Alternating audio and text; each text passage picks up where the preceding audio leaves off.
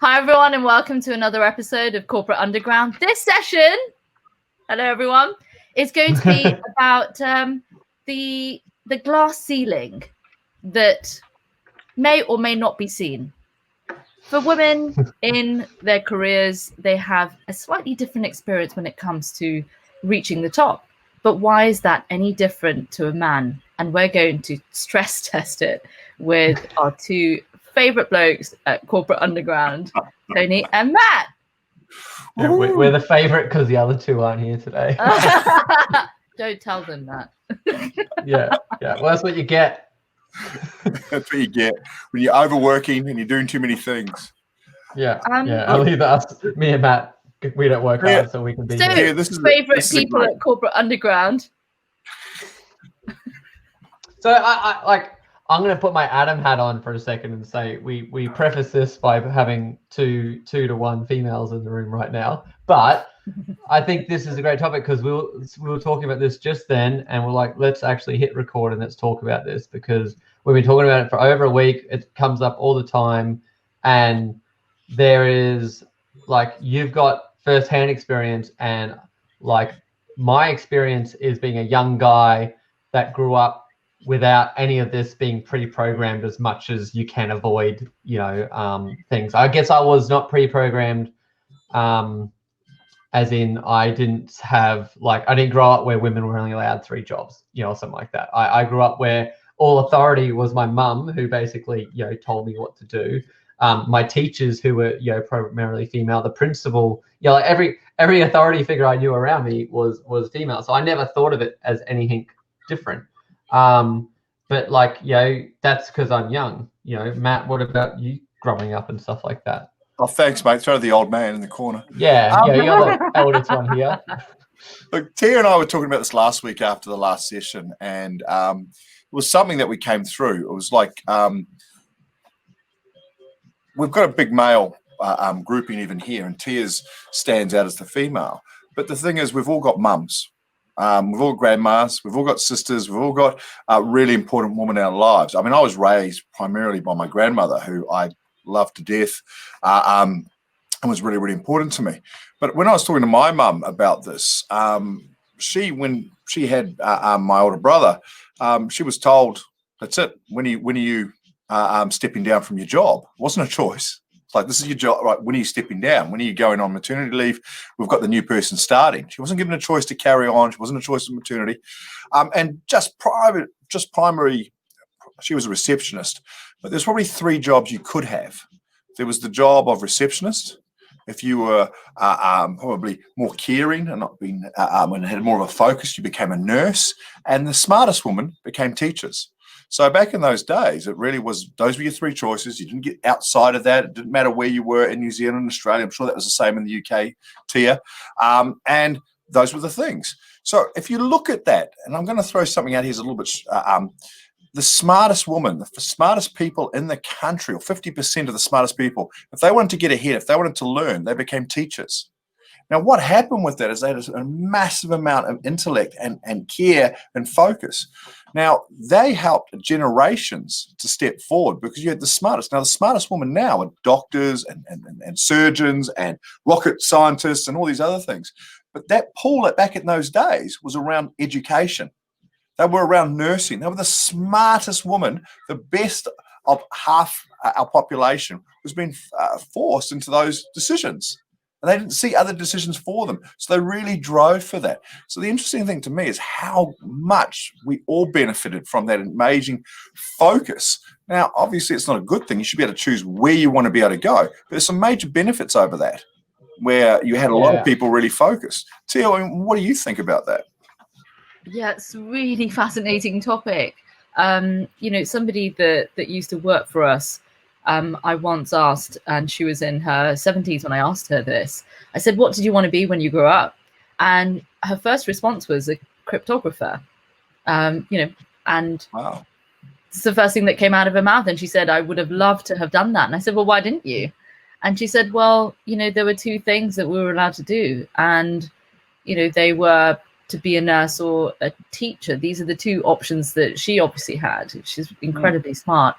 And, listening to that, my first response was, what a shame. What a shame that somebody that could have been absolutely incredible at it was never given the opportunity to do so.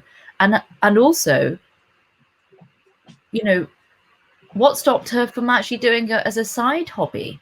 You know, what stopped her still exploring it, reading some books around it, and, you know, being involved by default? Like, I'm involved because, you know, I know something about it, having discussions with people and their friends, and, you know, over dinner, and you know, growing the topic as a hobby. And I found, you know, why wouldn't you still do that? But maybe that's the thing, coming back to what you said, Matt, and that is that women are, the moment that they fall pregnant, expected to have a very particular life, and it's almost laid out for them. So when a woman doesn't look after her own child, for example, immediately after, and continues to do so for most likely years after a child is born, and maybe because she wants to go back to work, or she, you know, she's got aid at home, for example, it's, I don't think it's something that is understood extremely well for the choices that a woman actually has, rather than the choice that society sort of puts onto the woman as soon as she's had that child. Coming back to what you were saying, Tony, that if the moment that you've had a child, somebody has made those decisions for you, are you in liberty to do what you want to do?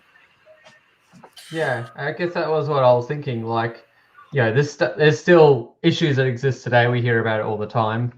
There's a senior versus normal work diversity issue, you know, and like if we get rid of all verticals, because media likes to pick a industry and go, oh, look at the terrible like ratio there, and it's like, you know, stop picking. I don't care whether there's all male and one that really doesn't change it. You know what I mean? Like, who cares if all guys are mostly tradies? Like, does that really matter? I mean, good diversity is good, but like, let's talk about the bigger picture, which is like, you know, being able to forward your career or earn more money and all that type of thing. Like, basically, are you being held back for something that's outside your control?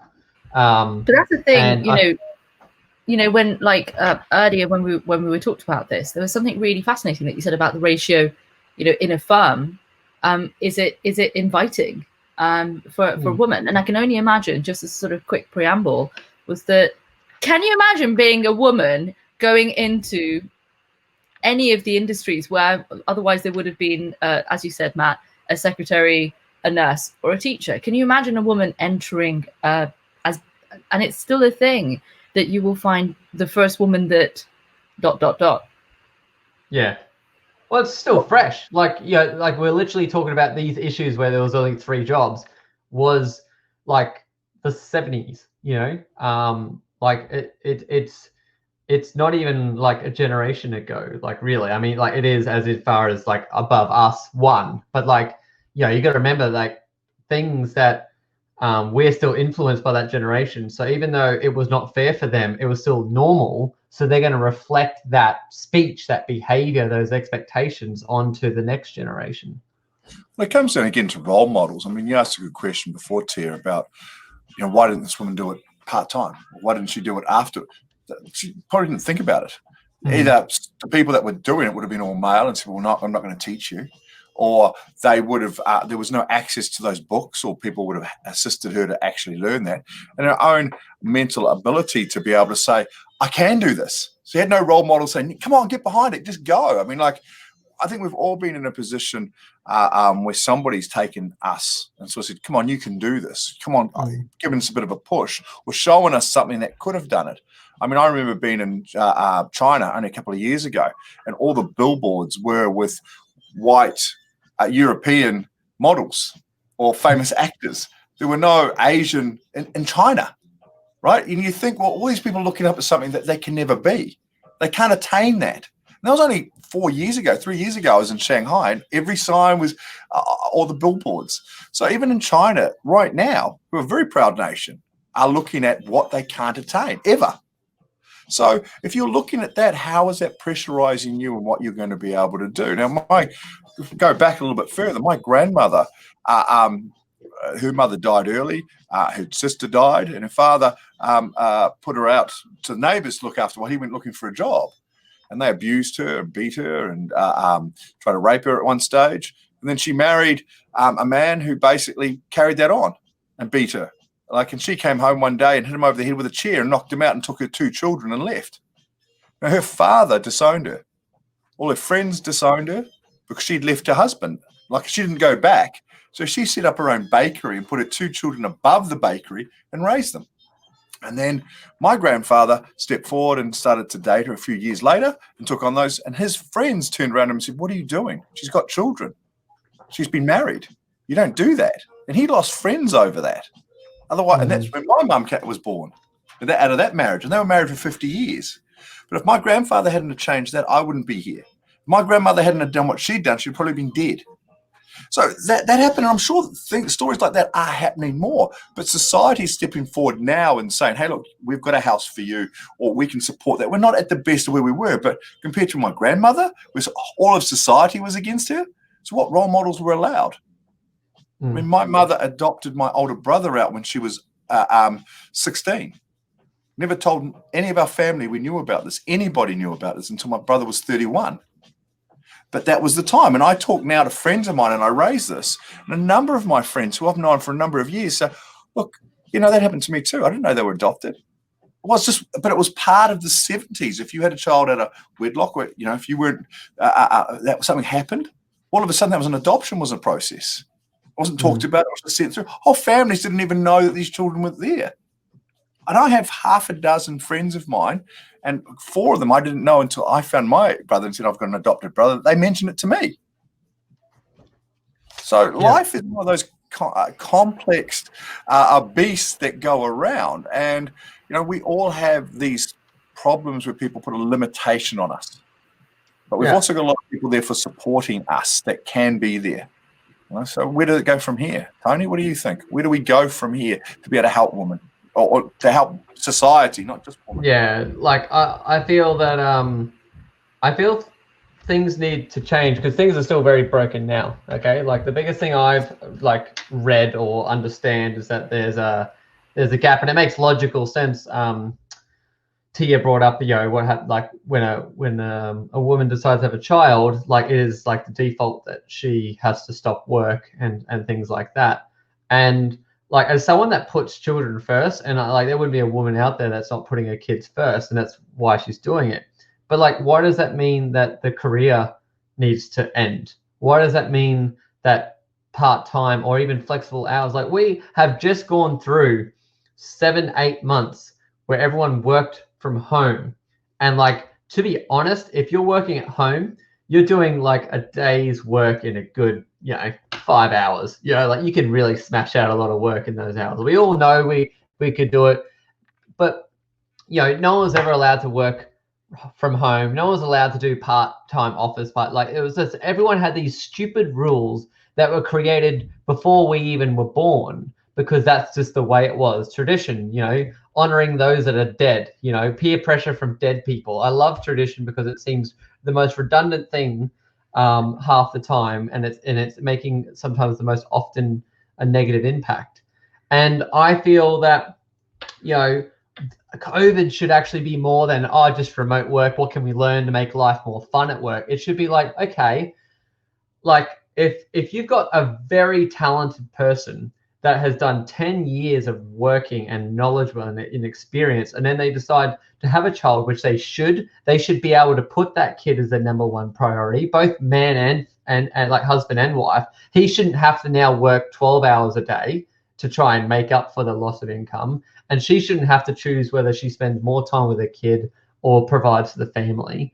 So why can't we reinvent what work would be allowed? Why does maternity leave have to be a couple of weeks of paid leave and then you get a year where we promise we won't give away your job permanently? It's well, why can't it just be if you're a parent, you're very skilled, you're very talented. In fact, you should be a manager. You don't have to start at the bottom again. You should actually be a leadership team. And all leadership teams, to be honest, are paid for their brain power, not the amount of hours they do. So work 10 till 2, you know what I mean? Or and 10 till 2, only 3 days a week. 2 days a week you're at home, and like that could be shared with mum and dad, so that they're not like one's not doing everything. Like it just seems like it's such a waste of talent to not be letting these people move up the freaking chain of command. It's just a waste, and I hate waste. Anyone that knows me knows that the biggest thing that drives me nuts is when anything's wasted. A room in a house, someone's talent, anything like that. I mean, I'm talking about stuff I have got no experience in. I've never seen, anything other than jerks talk about women poorly. But I've never been in the corporate thing. I wasn't a woman, but like it seems logical to me as this young guy living in this modern world. But I'm gonna let Tia weigh in before I make an ass of myself. Really interesting by way of recognizing the wasted talent of women. And I just wanted to take a moment to honor that. I think for so many women who for centuries will have hidden behind a masculine name to get their work out, will have hidden behind society to keep their voice quiet so that they were seen and not heard.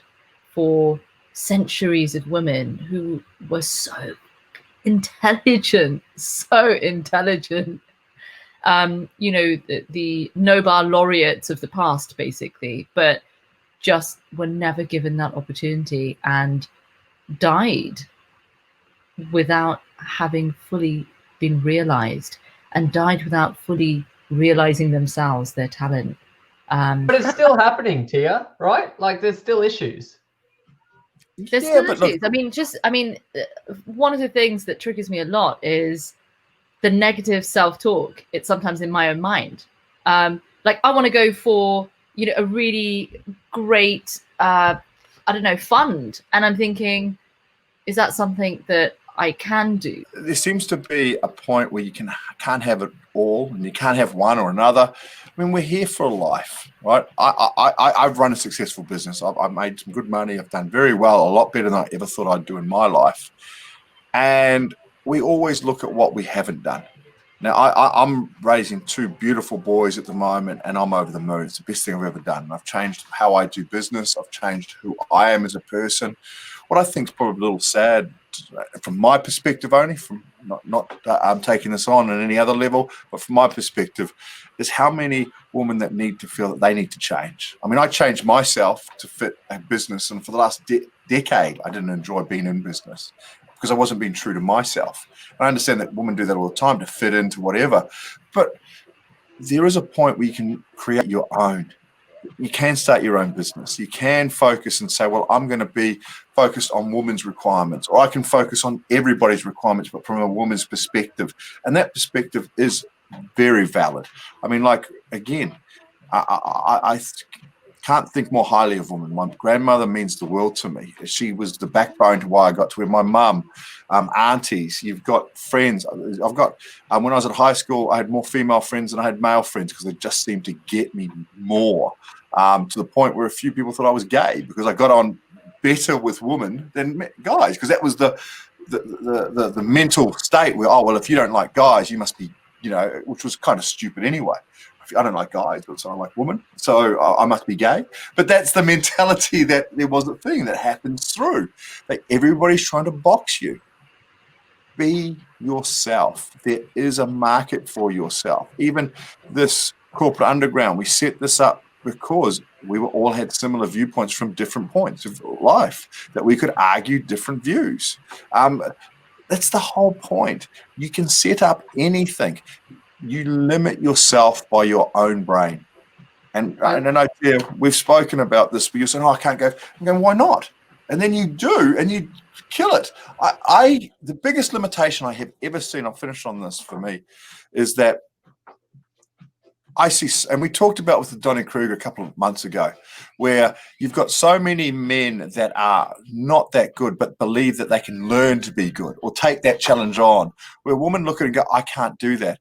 I have known so many partners, so many friends, so many women that have just basically not put them forward for a role that they could do 10 times better than a man, and then turn around and say, well, oh yeah, but the man got it because he's a man.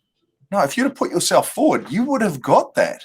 The limitation is on yourself. I mean, yes, I'm sure in the past and even to today, that still is there. But if you never go for it, you guess what? Every penalty that isn't kicked is always going to miss.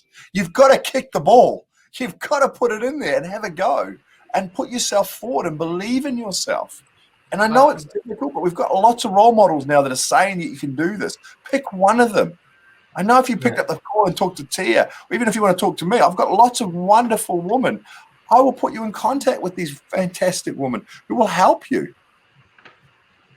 I think that's really good point. That's something like I was thinking about, which is what I guess led to us even having this chat. That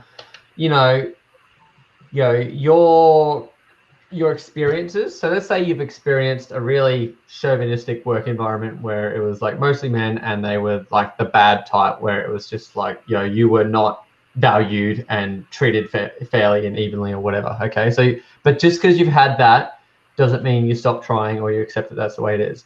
Just because your social group may share a bunch of stories that are similar, nothing's ever going to change if we accept that's the way it is, first of all. And second of all, I don't really believe that there is much difference in us. Like, I'm no scientist, like everyone talks about, what's the difference? But I feel like the same way that you set limits on your belief of what you can achieve is the same way we set belief patterns in what it means to be a man and what it means to be a woman. Like, men have feminine traits and that, like, you can tap into that, and that is part of you. Okay. And women can have masculine traits, but every time they show that, it is a negative thing because they're too strong, or they feel like they got to turn it on to level 10 if they're in a corporate lifestyle. I got to be that, and you got to play to all of it, and we are all of it. It's just that our environment is telling us how we should be, how sort of personality we should be. We should be less aggressive or more aggressive based on our gender, but that has nothing to do with it. We are who we are, and we need to tap into that more. And I just feel like it's just silly to let any limiting behavior in yourself or on others. I think if anything, guys do it as well, but I have seen it in circles of ladies. Don't set a limiting thought on your friend. If they're going for something, don't ask a question, because when you ask a question, you're planting a seed of doubt, and guys do it too. But this is a topic about gender. So if your friend's trying to work up the courage to ask for a promotion, don't go, but didn't your boss, isn't he a jerk or something like that? No, encourage him, tell him to fight for it. Just go for it. What's the worst that can happen? You end up where you are. We need to encourage each other. This is just something we all have to do, no matter what your gender is. But I've seen it a couple of times, and it upsets me because, once again, wasted talent. Encourage each other to go for things that you want. And I'll stop talking. Well said, Tony. Final thoughts, Matt.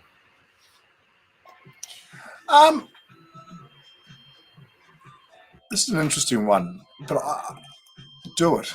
Just do it. I mean, you will be scared, but the same advice that you'd give to, you'll pump up another woman who's in a bad relationship. Go, oh, he doesn't think that, or he doesn't do this, and you'll do all those sort of things. But at the same time, you'll hold somebody back from when they're at business. Give them that push, but believe in yourself to do it. And if you've got friends that aren't, change your friends.